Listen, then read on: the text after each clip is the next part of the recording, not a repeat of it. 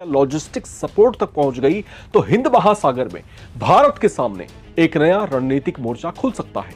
Navbharat times की इस खास रिपोर्ट में समझिए पाकिस्तान की सोमालिया में एंट्री का असली मकसद क्या है, GF-17 की संभावित। मैं हूं तस्खीर और हम इस वीडियो में देखने वाले हैं एक खबर निकल कर आ रही है। पाकिस्तान सोमालिया डिफेंस पैक्ट हुआ है and Pakistan navy set to dominate the Indian ocean. तो ये एक बहुत बड़ी खबर आ रही है। अभी आपने देखा होगा कि डिफेंस पैक्ट, मक्का डिफेंस पैक्ट हुआ था जिसकी बहुत ज़्यादा चर्चा हुई थी। तो ये क्या असर डाल सकती है और ये इसकी इतनी जल्दी ज़रूरत क्यों पड़ रही है पाकिस्तान को कि डिफेंस पैक्ट किए जा रहा है।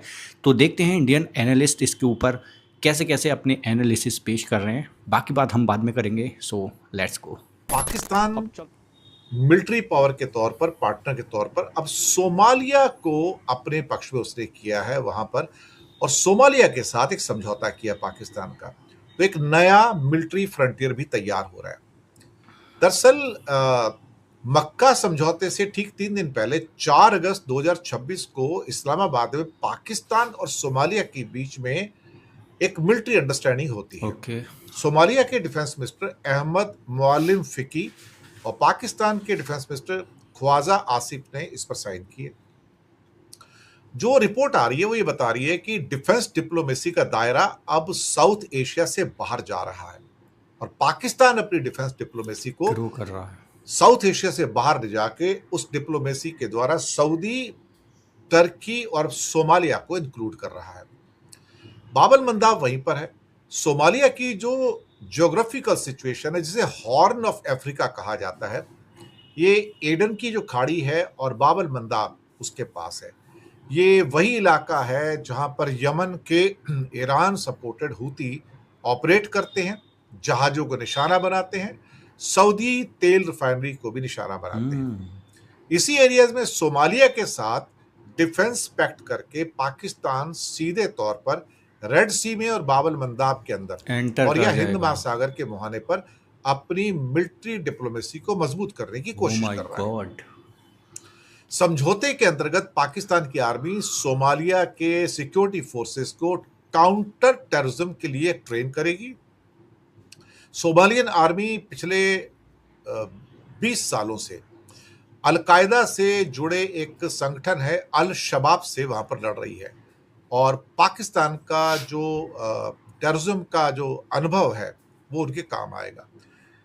डिफेंस में ये भी डील जोरों पर है कि 24 GF-17 थंडर जेट विमान भी शायद सोमालिया पाकिस्तान से खरीद सकता है, और अगर ये हुआ तो अब तक का सबसे बड़ा डिफेंस सौदा होगा भाई, बहुत तगड़ी। सोमालिया की जो सिचुएशन है वो तुर्की, सऊदी और पाकिस्तान के साथ बेहद मजबूत एक समझौतों के साथ में है, लेकिन कलेक्टिव डिफेंस पैक्ट का वो हिस्सा नहीं है। भारत के लिए इसकी क्या मायने हैं? देखा जाए तो पाकिस्तान के इस बढ़ती हुई डिफेंस डिप्लोमेसी को भारत का कहना है कि हम इस पे कड़ी नजर रखे हुए हैं कि क्या होगा। हॉर्न ऑफ अफ्रीका के अंदर भी पाकिस्तान की मिलिट्री मौजूदगी बढ़ने से कहीं ना कहीं ऐसा लगता है कि बैलेंस ऑफ पावर में इंडियन ओशन के अंदर जो इंडियन ओशन का जो रीजन है वहां से बैलेंस ऑफ पावर प्रभावित होगा। लेकिन कहीं ना कहीं ये जो इस किस्म की जो डिक्लेरेशन आई है, ये डिक्लेरेशन साउथ एशिया के अंदर एक हलचल तो मचा ही रही है ना आखिरकार, और ये हलचल जो है वो कुछ इस किस्म की है कि जहां पर मिडिल ईस्ट के अंदर जियोपॉलिटिकल सेंस में बहुत तेजी से कई बदलाव हो रहे हैं। भारत को घेरने के लिए पाकिस्तान ने एक और चाल चली है। इस बार निशाना सीमा नहीं, हिंद महासागर है। पाकिस्तान ने अफ्रीका के उस देश के साथ हाथ मिला लिया है जिसकी लोकेशन दुनिया के सबसे अहम समुद्री रास्तों में से एक के ठीक पास है। नाम है सोमालिया। 4 अगस्त को पाकिस्तान और सोमालिया के बीच रक्षा समझौता हुआ और इसके बाद सैन्य प्रशिक्षण, आतंकवाद विरोधी ऑपरेशन, सैन्य क्षमता निर्माण और रक्षा सहयोग का रास्ता खोल दिया गया। इतना ही नहीं, सोमालिया की नजर पाकिस्तान के JF-17 थंडर लड़ाकू विमानों पर भी है। यानी पाकिस्तान सिर्फ अफ्रीका में दोस्त नहीं बना रहा, हिंद महासागर के बेहद संवेदनशील इलाके में अपनी रणनीतिक पहुंच बनाने की कोशिश भी कर रहा है। अब जरा नक्शे पर नजर डालिए। सोमालिया हॉर्न ऑफ अफ्रीका में है।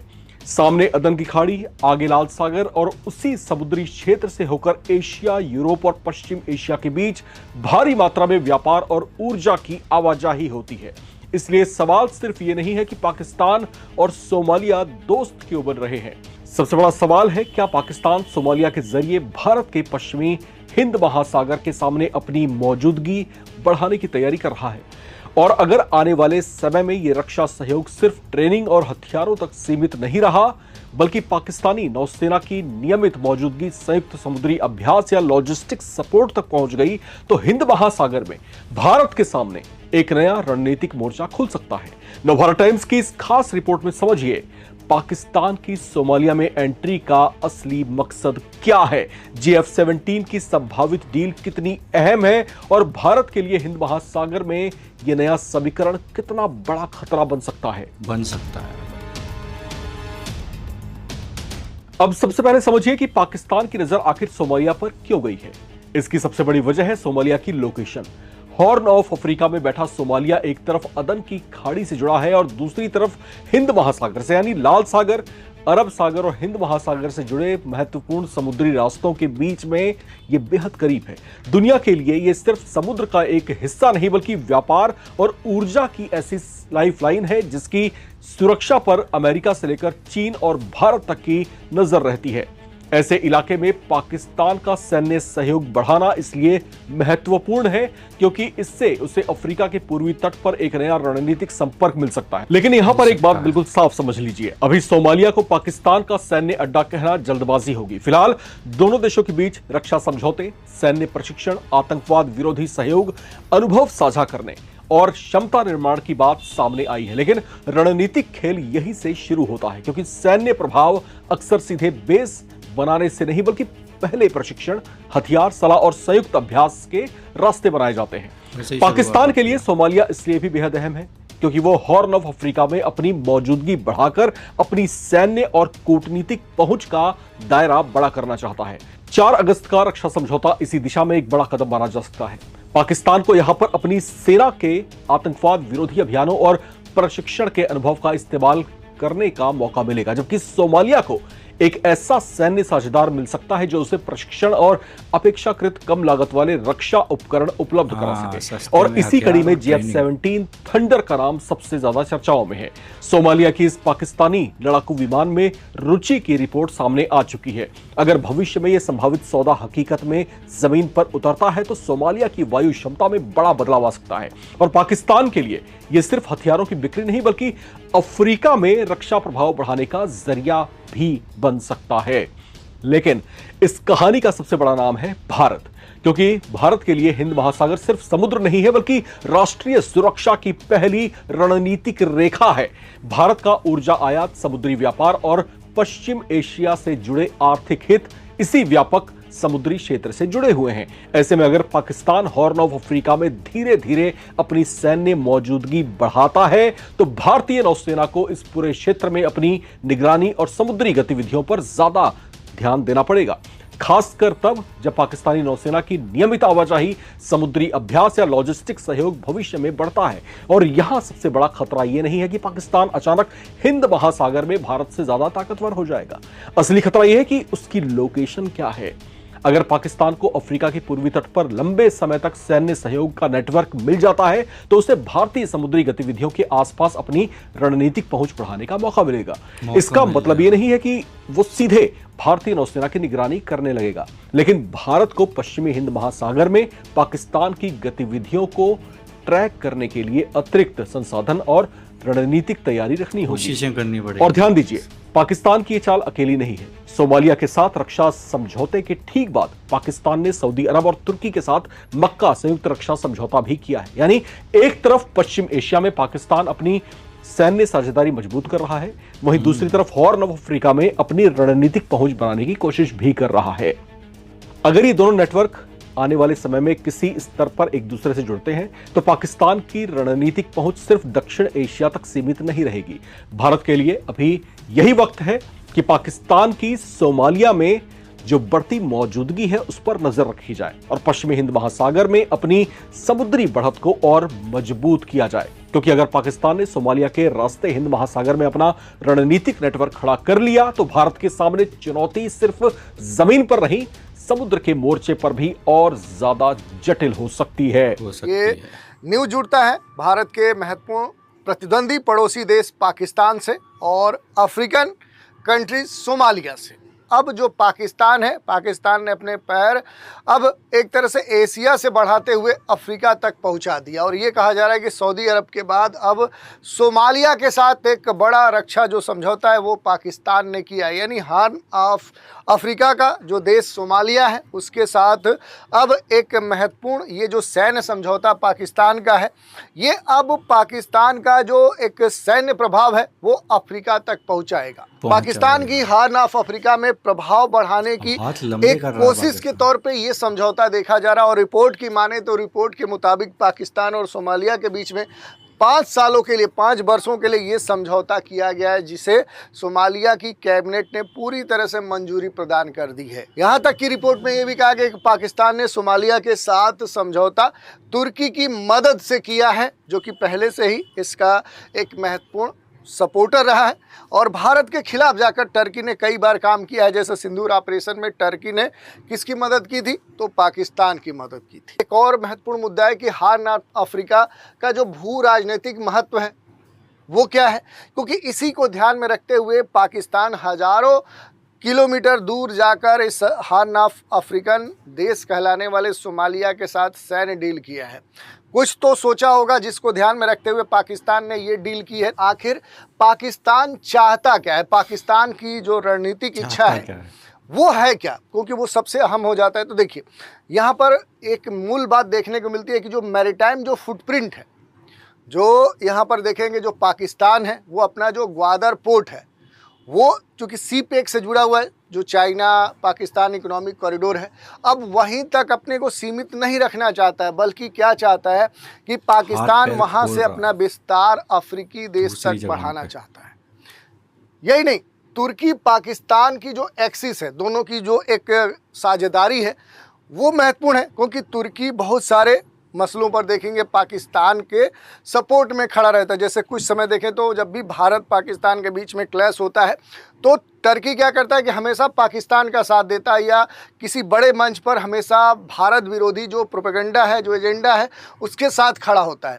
तो तुर्की के विस्तारवादी जो न्यू ऑटोमनिज्म वाला जो एक कंसेप्ट है और इस्लामिक जो नेतृत्व है उसकी जो आकांक्षा है उसको पूरा करने के लिए हमेशा टर्की क्या करता है, पाकिस्तान को अपने साथ रखता है। और जैसे कि वो सोमालिया में पहुंचा, अपने साथ पाकिस्तान को भी ले जाकर वहां पर बैठाना चाह रहा है।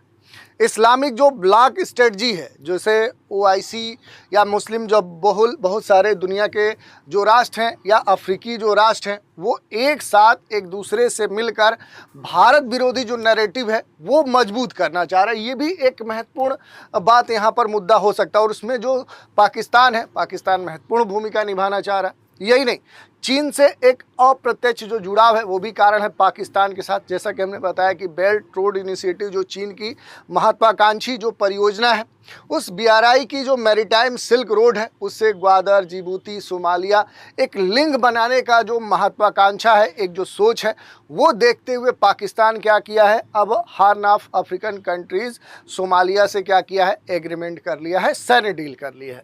अब दूसरी बात हम देखते हैं यहाँ पर, अगर आप देखेंगे भारत के लिए क्या एक तरह से निहितार्थ देखे जा सकते हैं, तो देखिए सुरक्षा के दृष्टिकोण से चिंता हो सकती है भारत के लिए, क्योंकि भारत का भी एक महत्वपूर्ण ये जो क्षेत्र है ट्रेड के दृष्टिकोण से है। अब पाकिस्तान तुर्की की जो बढ़ती हुई इस पूरे क्षेत्र में जो सैन्य मौजूदगी है, ये भारत की जो नेट सिक्योरिटी जो प्रोवाइडर हैं उनके लिए भूमिका या उनके लिए एक चुनौती उत्पन्न कर सकता है इस पूरे क्षेत्र में।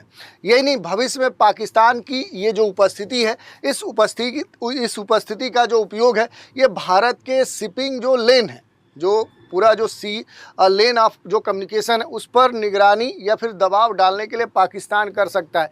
तो भारत के लिए तो एक सुरक्षा जो चुनौती है ये अब देखने को मिल रहा है। अब पाकिस्तान जब वहाँ पर पहुँच रहा है तो पाकिस्तान क्या करेगा, उनके साथ सिक्योरिटी पार्टनर के रूप में जुड़ना चाहेगा और ये भारत के लिए एक चुनौती आने वाले समय में हो सकता है। सोमालिया जैसे जो कमज़ोर राष्ट्र हैं उन राष्ट्रों का इस्तेमाल जो है वो पाकिस्तान क्या कर सकता है कि स्ट्रेटजिक फुट होल्डर बनाने के लिए कर सकता है। तो ये आने वाले समय में देखें तो भारत के लिए इस तरह के कई सारी जो चुनौतियां हैं वो देखने को मिल सकती हैं। आई डोंट नो पाकिस्तान कर क्या रहा है और इतनी जल्दी जल्दी कुछ डील्स पाकिस्तान ने अभी की है और एक के बाद एक डील, मक्का पैक्ट के बाद ये डील देखने को मिल रही है। तो इससे देखो एनालिस्ट भी यही कह रहे हैं और जाहिर सी बात है थोड़ा ख़तरा या फिर आप कहो तो थोड़े चैलेंजेस बढ़ जाएंगे इंडियन सिक्योरिटी के लिए, सिक्योरिटी प्रोवाइडर के लिए, क्योंकि आपको देखना पड़ेगा जब दुश्मन करीब आ जाता है, एक जगह से नहीं, ज़मीन से नहीं, समंदर से करीब आने लगता है, तो कहीं ना कहीं चैलेंज बढ़ जाता है कि हम उसको ट्रैक करें या फिर डेली उस पर नज़र रखें टाइम टू टाइम कि वो उसकी एक्टिविटीज़ क्या हैं, कहीं वो हमारे करीब आकर कुछ नज़र तो नहीं रख रहा है या फिर कुछ देख तो नहीं रहा है। तो ये सारे चैलेंजेस बन जाते हैं। अब ये नहीं पता पाकिस्तान ऐसा मतलब सिर्फ एशिया में नहीं, अब उसने चारों हाथ पैर खोलकर उससे बाहर निकलकर अफ्रीका तक पहुंचने का ट्राई कर दिया है उसने। पाकिस्तान को ये बेनिफिट है कि भाई वो समंदर में कहीं ना कहीं अपनी रेंज बढ़ा सकता है। तो ये बेनिफिट्स पाकिस्तान इतनी जल्दी जल्दी ले रहा है कि भाई हैरानी होती है। और इंडिया के नज़रिए से देखो तो सोचना पड़ता है ये चीज़ों को कि भाई पाकिस्तान ऐसे ऐसे स्टेप्स ले रहा है कि वो चैलेंजेस बढ़ाता जा रहा है कहीं। तो आप लोग इस बारे में क्या सोचते हो कमेंट सेक्शन में ज़रूर बताना। एंड फिलहाल एंड करते हैं।